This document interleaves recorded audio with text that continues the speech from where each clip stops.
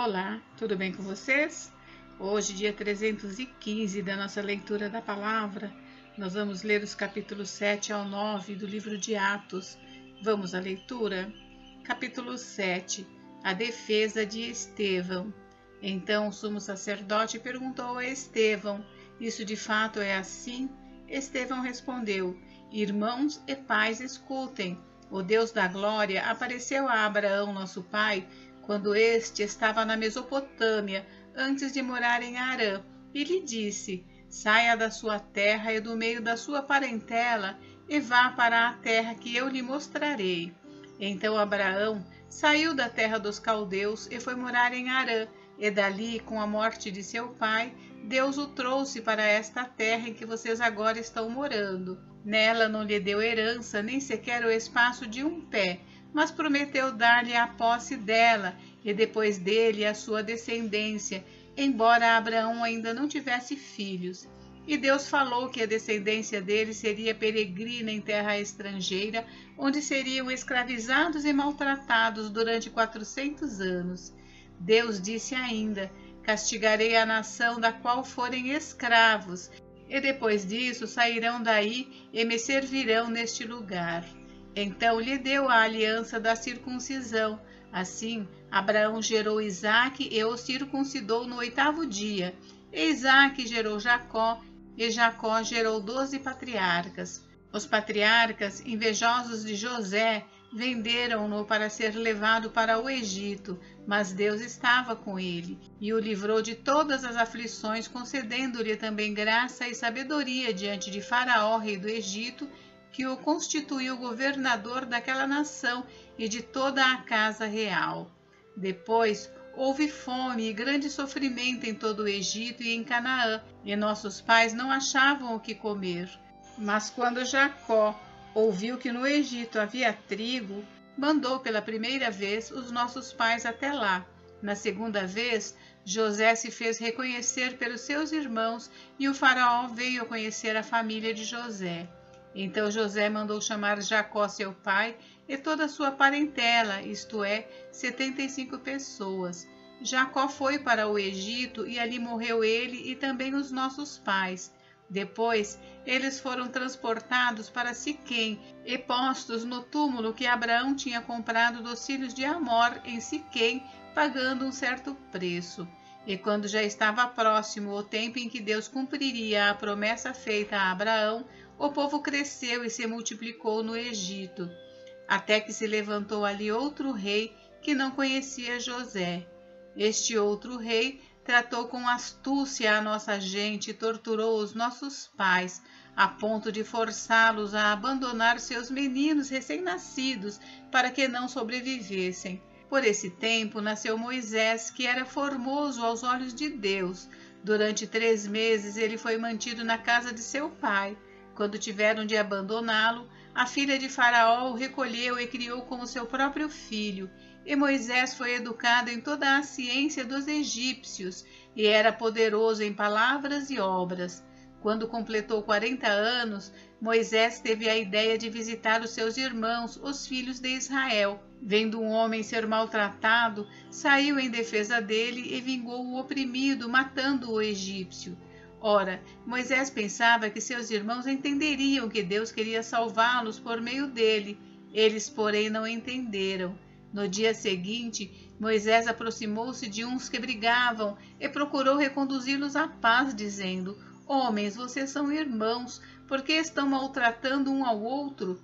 Mas o que agredia o seu próximo repeliu Moisés, dizendo: quem colocou você como chefe e juiz sobre nós? Será que quer me matar assim como ontem matou o egípcio?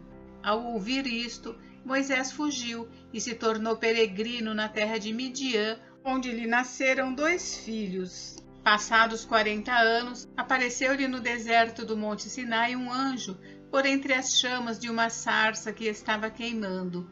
Moisés ficou maravilhado diante daquela visão e, aproximando-se para contemplá-la, ouviu-se a voz do Senhor que disse: eu sou o Deus dos seus pais, o Deus de Abraão, de Isaque e de Jacó.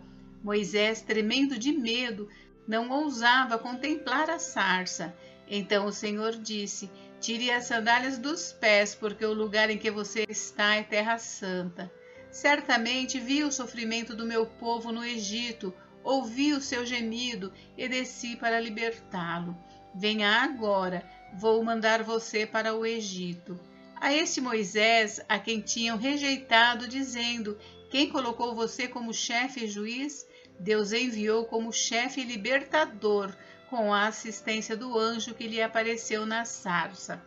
Foi Moisés quem os tirou de lá, fazendo prodígios e sinais na terra do Egito, no Mar Vermelho e no deserto, durante 40 anos. Foi ainda Moisés quem disse aos filhos de Israel: Deus fará com que do meio dos irmãos de vocês se levante um profeta semelhante a mim. É este Moisés quem esteve na congregação no deserto, com o anjo que lhe falava no Monte Sinai e com os nossos pais. Foi ele quem recebeu palavras vivas para nos transmitir.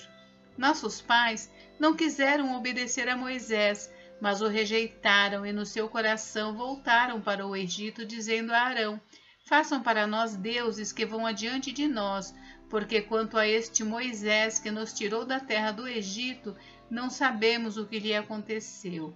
Naqueles dias, fizeram um bezerro e ofereceram sacrifício ao ídolo, alegrando-se com as obras das suas mãos. Mas Deus se afastou e os entregou à adoração das estrelas do céu, como está escrito no livro dos profetas. Ó casa de Israel, será que foi para mim que vocês ofereceram vítimas e sacrifícios no deserto durante 40 anos? Não é verdade que vocês levantaram o tabernáculo de Moloque e a estrela de Renfã, o deus de vocês, imagens que vocês fizeram para as adorar? Por isso, vou mandar vocês ao exílio para além da Babilônia. O tabernáculo do testemunho estava entre os nossos pais no deserto, como havia ordenado aquele que disse a Moisés que o fizesse, segundo o modelo que tinha visto. Também nossos pais, com Josué, tendo recebido o tabernáculo, o levaram, quando tomaram posse das nações que Deus expulsou da presença deles. Foi assim até os dias de Davi, que obteve o favor de Deus e pediu autorização para construir uma casa para o Deus de Jacó. Mas foi Salomão quem lhe edificou a casa. Entretanto, o Altíssimo não habita em casas feitas por mãos humanas, como diz o profeta: o céu é o meu trono e a terra é o estrado dos meus pés. Que casa vocês edificarão para mim, diz o Senhor? Ou qual é o lugar do meu repouso? Não é fato que a minha mão fez todas estas coisas? Homens teimosos e incircuncisos de coração e de ouvidos.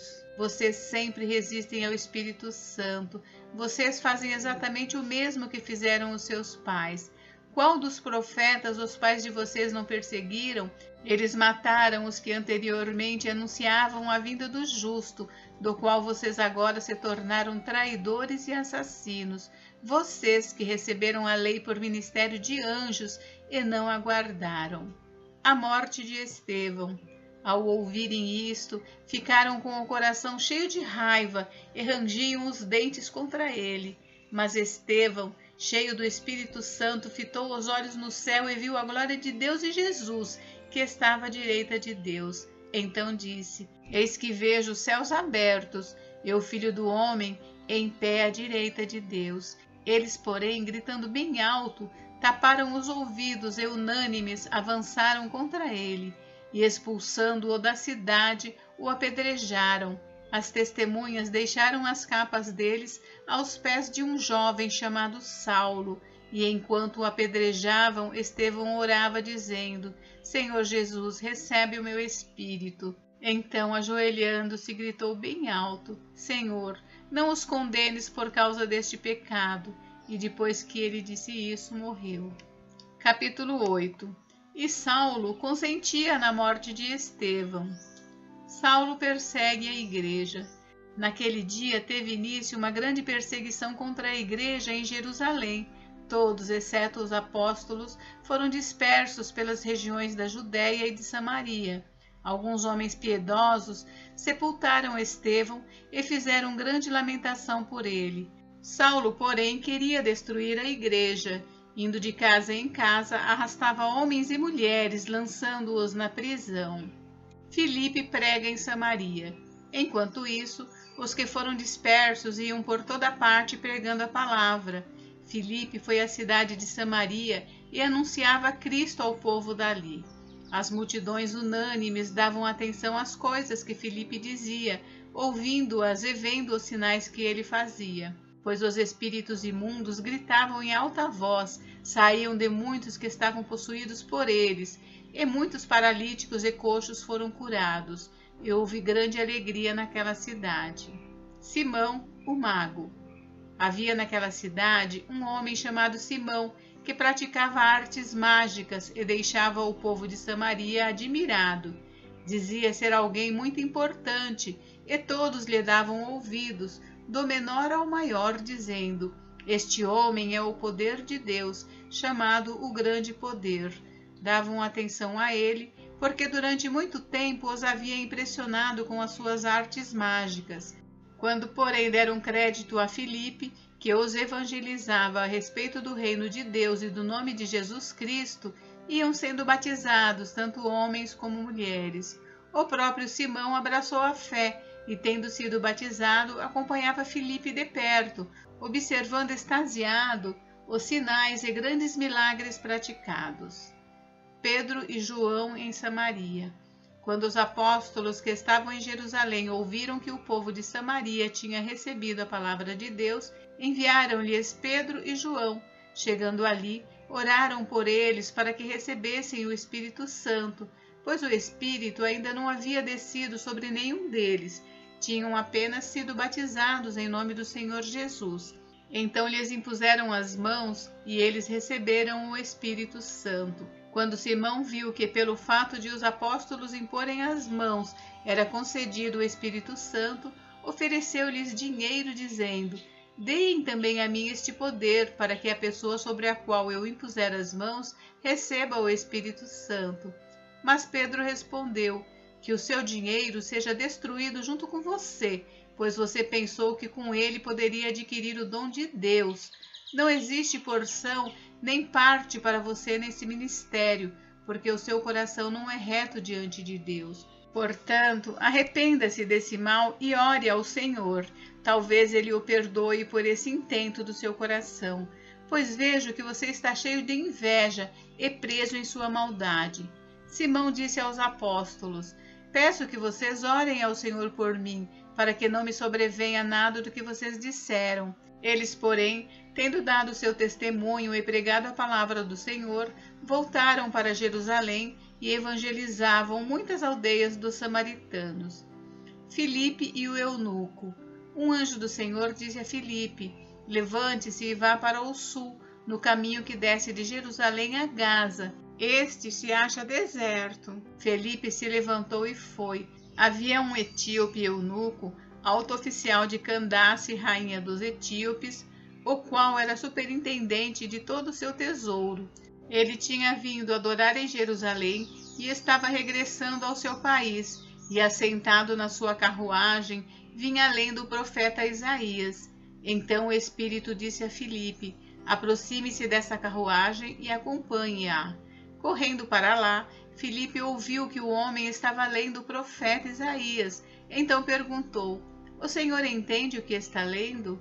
Ele respondeu: como poderei entender se ninguém me explicar? E convidou Filipe a subir e sentar-se ao seu lado.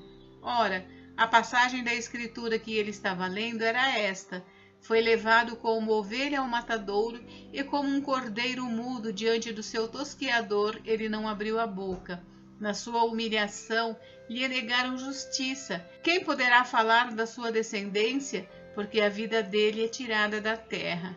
Então o eunuco disse a Filipe: peço que você me explique a quem se refere o profeta. Fala de si mesmo ou de outra pessoa?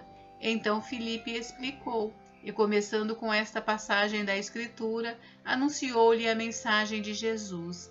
Seguindo pelo caminho, chegaram a certo lugar onde havia água. Então o eunuco disse: eis aqui a água, o que impede que eu seja batizado? Filipe respondeu: é lícito se você crê de todo o coração. Então ele disse: creio que Jesus Cristo é o Filho de Deus. Então mandou parar a carruagem, ambos desceram à água e Filipe batizou o eunuco.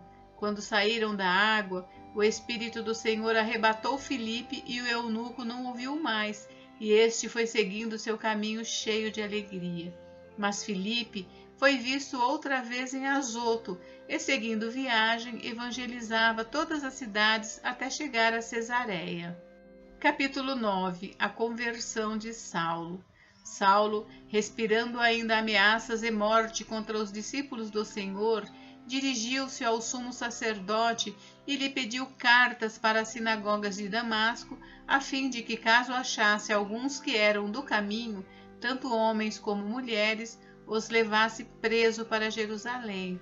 Enquanto seguia pelo caminho, ao aproximar-se de Damasco, subitamente uma luz do céu brilhou ao seu redor. Ele caiu por terra e ouviu uma voz que lhe dizia: Saulo, Saulo, por que você me persegue?